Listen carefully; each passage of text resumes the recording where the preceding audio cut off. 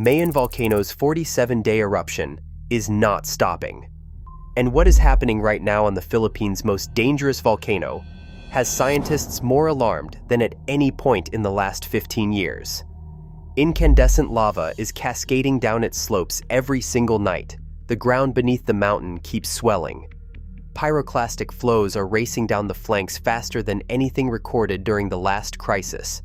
And Alert Level 3 refuses to drop, because every instrument surrounding that mountain is screaming that something far worse is still building underneath.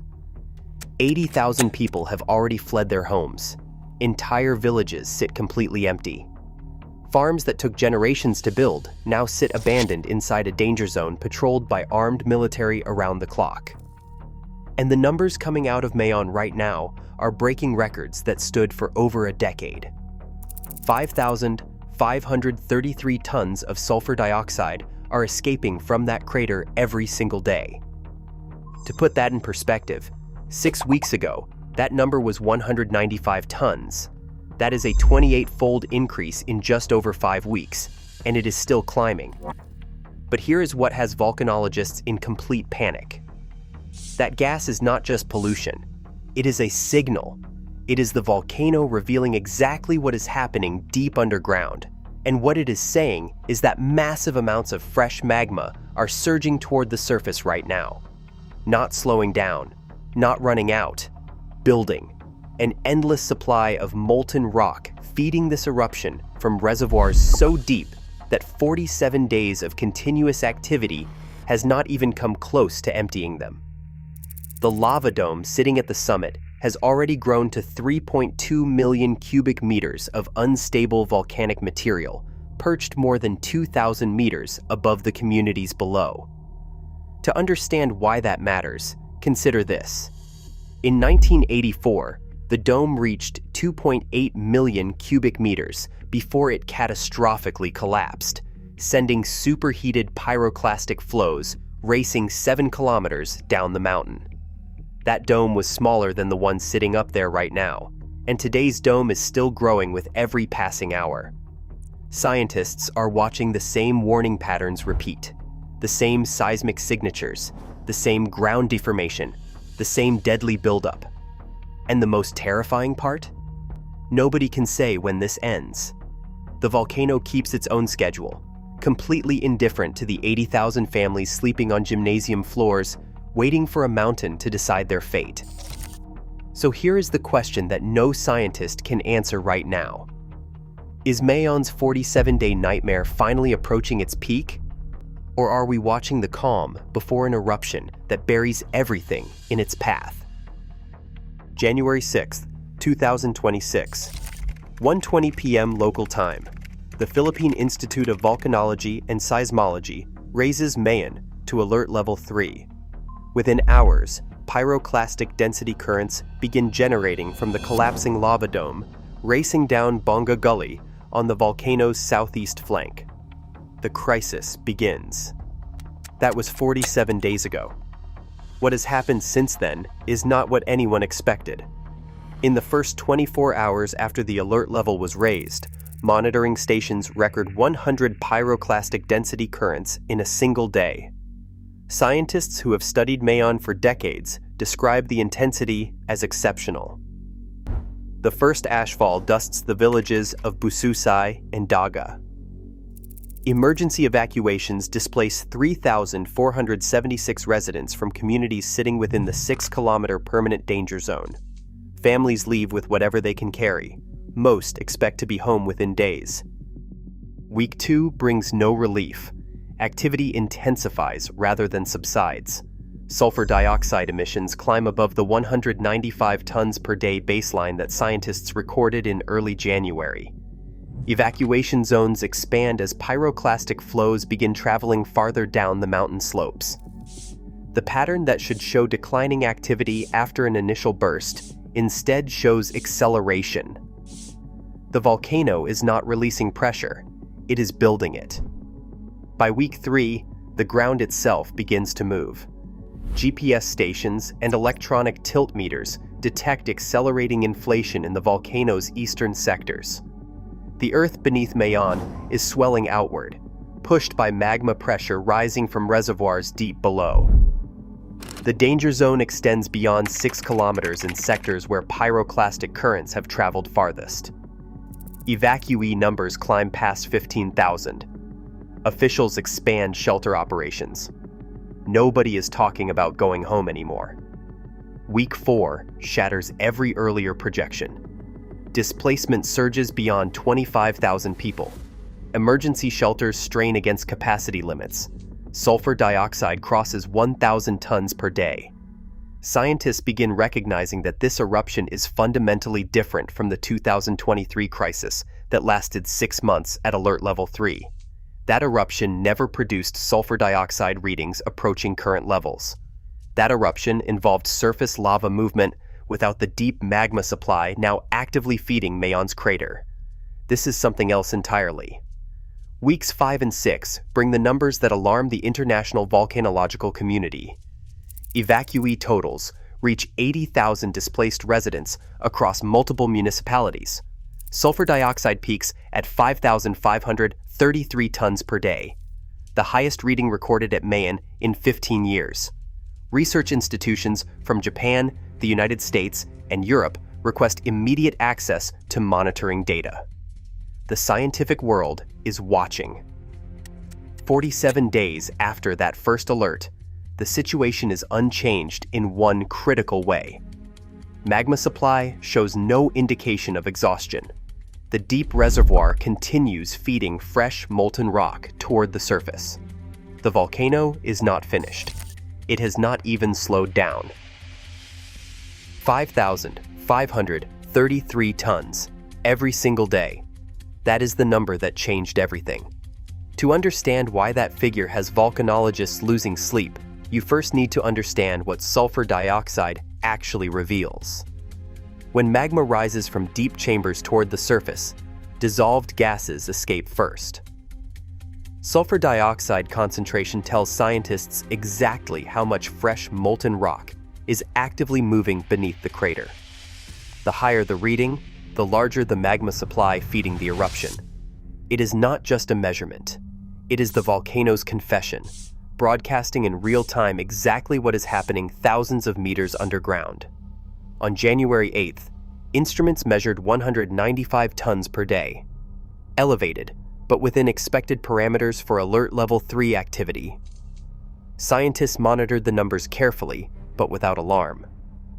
5 weeks later, that reading hits 5,533 tons per day, a multiplication so dramatic that scientists initially questioned their own instruments. The highest sulfur dioxide emission recorded at Mayon since 2011. Scientists who have spent careers studying this volcano describe the jump as unlike anything in their professional experience. That 2011 comparison is not a reassuring one. Elevated sulfur dioxide that year preceded an eruption that forced evacuations lasting months and caused widespread agricultural devastation across Albay province. The same gas, the same pattern, the same deadly buildup now repeating itself with even higher numbers. Dr. Teresito Bicol, director of the Philippine Institute of Volcanology and Seismology, addressed the implications directly during a February 12th briefing. Sustained emissions at this level indicate an open conduit system. Magma is not trapped beneath a sealed dome. It is actively circulating, degassing continuously, and being resupplied from reservoirs deep beneath the volcano. The mountain is not exhausting a finite batch of molten rock. Fresh magma keeps arriving. The sulfur dioxide readings are only part of the picture. Monitoring stations recorded 847 rockfall events in the past 24 hours alone.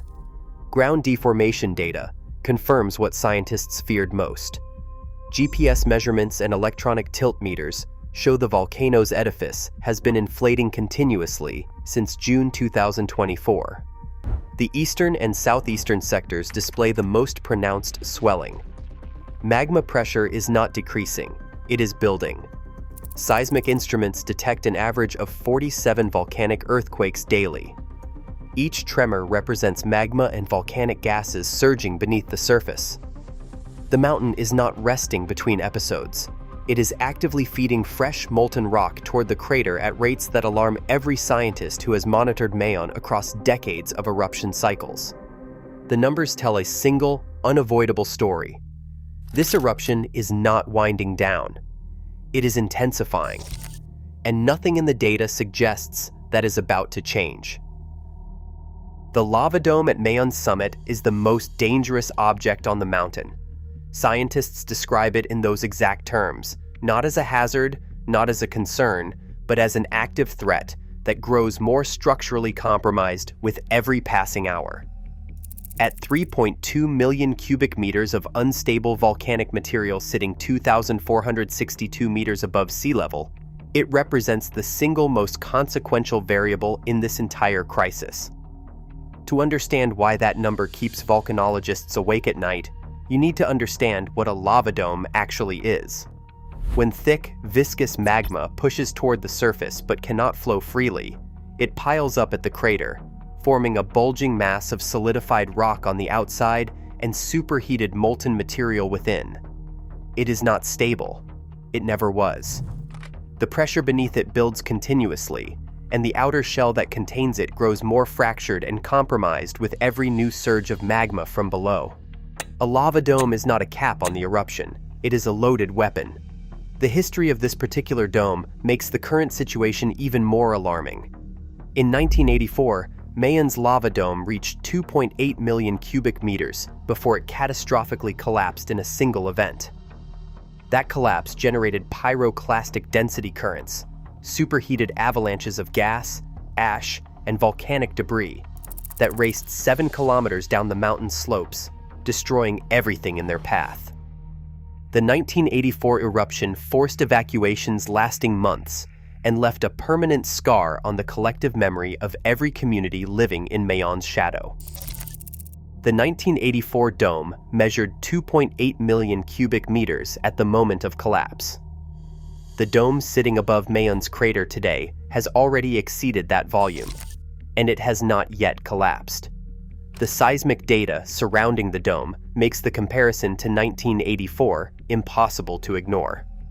Dr. Maria Antonia Bornes, Chief of Volcano Monitoring and Eruption Prediction at PHIVOLCS, has identified disturbing parallels between current instrument readings and the signatures recorded in the weeks before the 1984 eruption.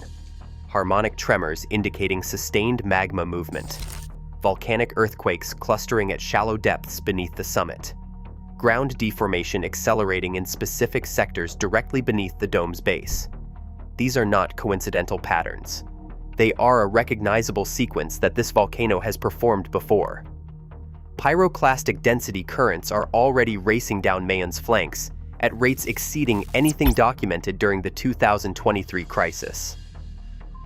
The permanent 6-kilometer danger zone remains strictly enforced, with military checkpoints and armed personnel patrolling the perimeter around the clock. But pyroclastic flows have already traveled beyond those boundaries in the sectors where activity is most intense. PHIVOLCS monitors 3 specific triggers that would immediately escalate the alert to level 4. Rapid dome growth beyond current rates. Escalating harmonic tremor intensity. Ground deformation accelerating past established thresholds. Any single one of those signals indicates an imminent hazardous eruption. Right now, all 3 are moving in the wrong direction. Behind every number in this crisis stands a person. 80,000 displaced residents, 19,847 families, 23 times the initial evacuation count from January 6th. Each statistic represents someone who watched their home disappear in the rearview mirror with no certainty of return. The numbers are staggering. The faces behind them are harder to look at. Rosa Martinez is 67 years old. She has survived 3 Mayon eruptions across 6 decades of life on the volcano's fertile slopes. She knows this mountain better than most scientists who study it. On January 7th, she evacuated from Barangay Mabinit in Legazpi City, carrying a single plastic bag. Inside it, her medications, her husband's death certificate, and a photograph of her children's baptism.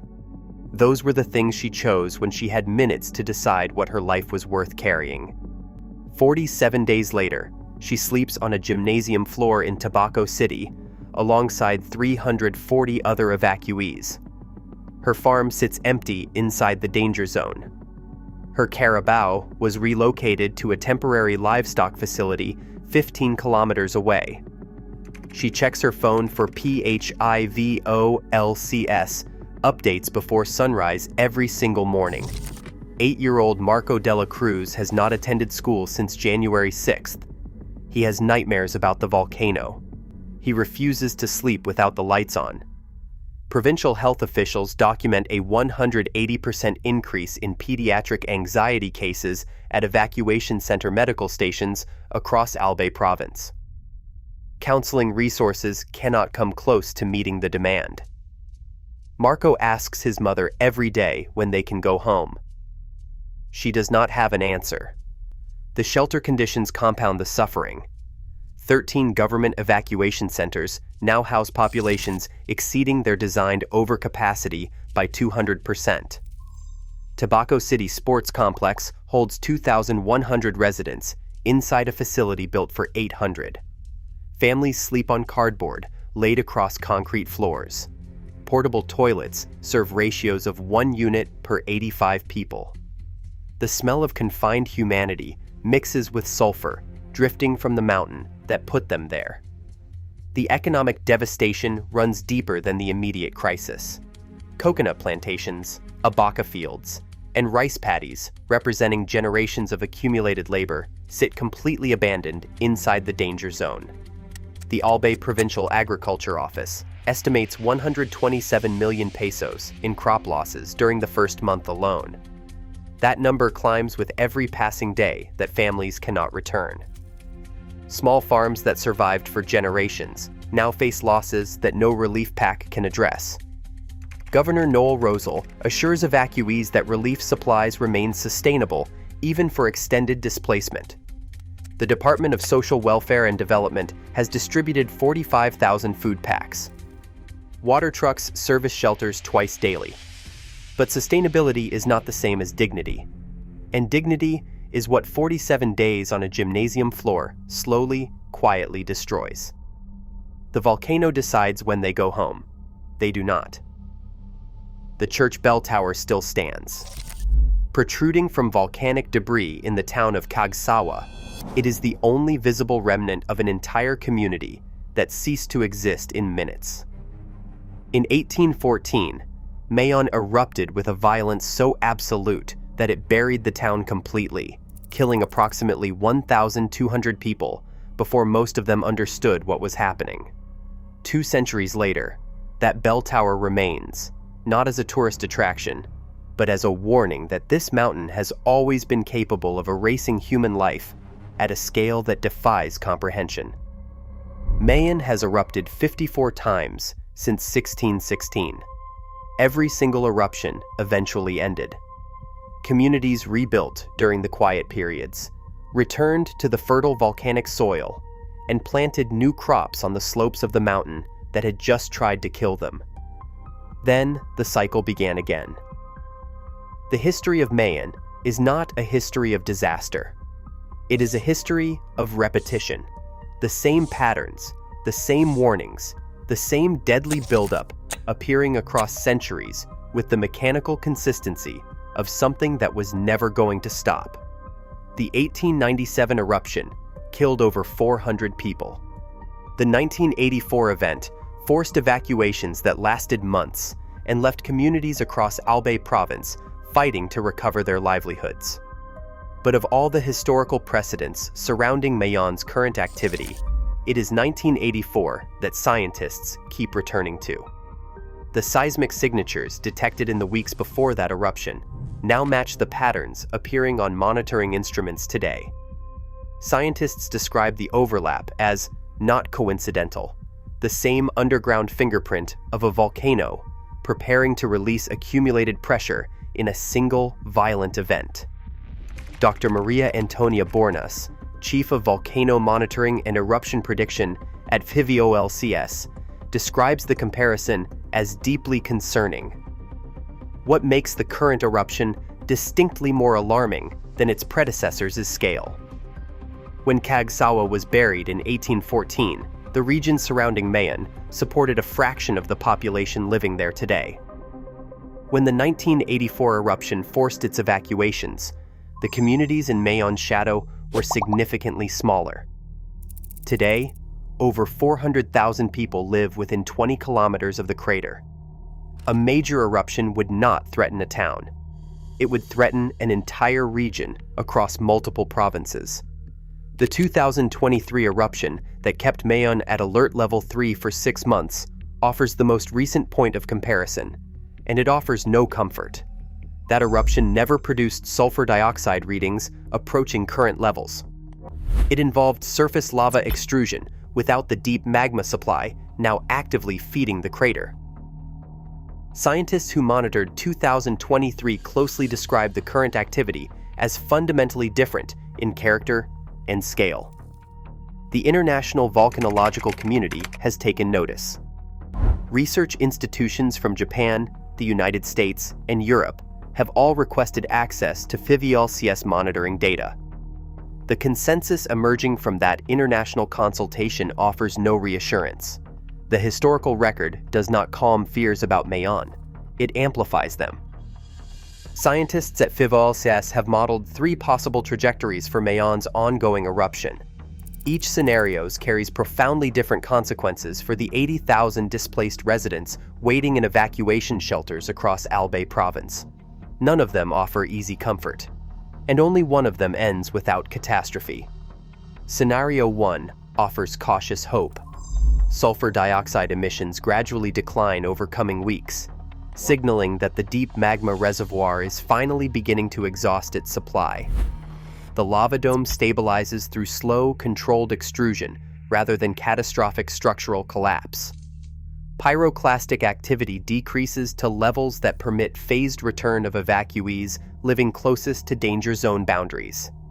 This pattern mirrors the 2023 eruption that maintained alert level 3 for 6 months before eventually de-escalating.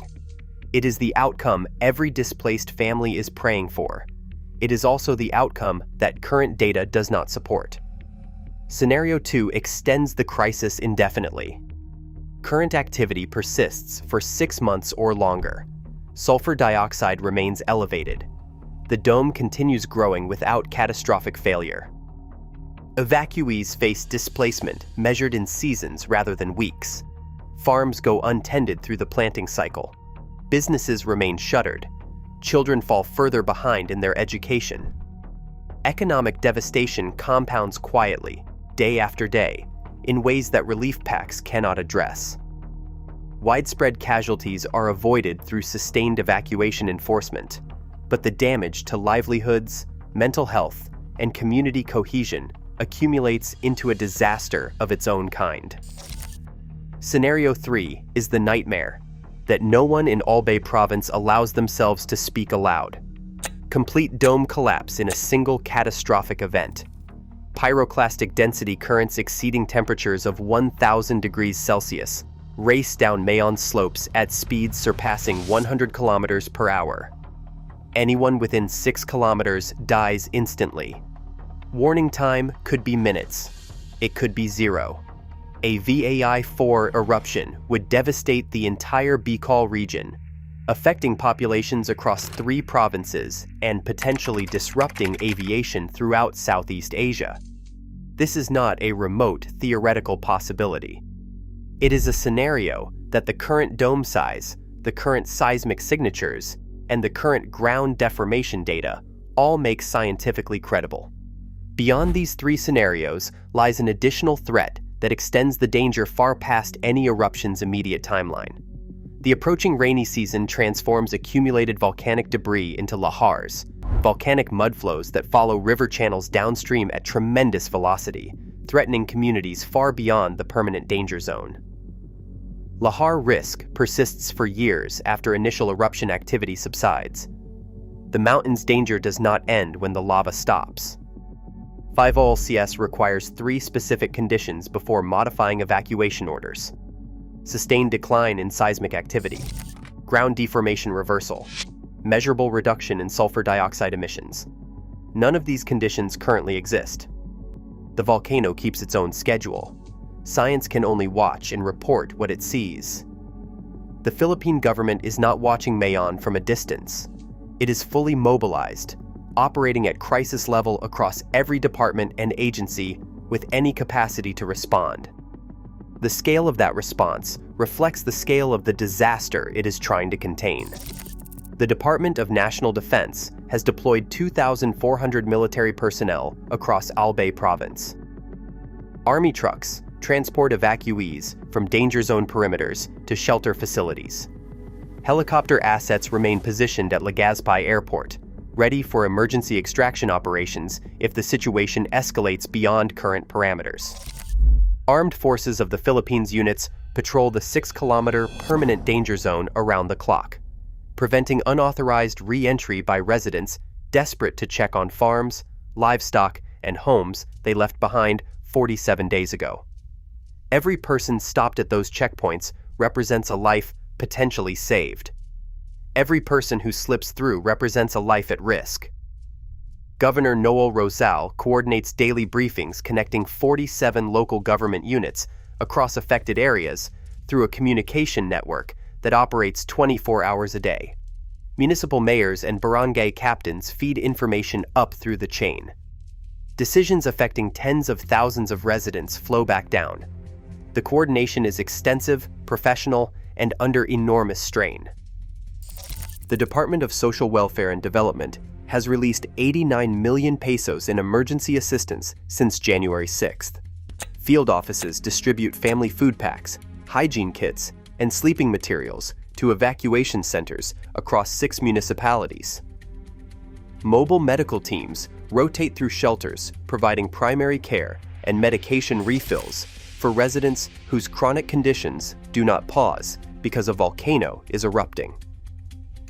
The Department of Agriculture has declared a state of calamity for agricultural areas within the extended danger zone. Preliminary crop damage assessments exceed 180 million pesos. Over 3,400 cattle, caribou, and goats have been relocated to temporary holding facilities outside affected areas. The disruption extends into education and infrastructure. 47,000 students across 312 public and private schools within evacuation zones have not attended classes since the crisis began. Distance learning protocols have been activated, but internet connectivity in rural evacuation shelters remains deeply inconsistent. The Department of Public Works and Highways has reinforced critical bridges and positioned heavy equipment for rapid debris clearing as ashfall continues to accumulate on road networks, requiring constant monitoring. Aviation authorities have modified flight paths for aircraft approaching Legazpi Airport. The 1,500-meter volcanic plume and drifting ash require pilots to maintain increased distance from the summit. Contingency plans exist for complete airport closure if eruption intensity escalates further. The United Nations Office for the Coordination of Humanitarian Affairs monitors the situation from Manila.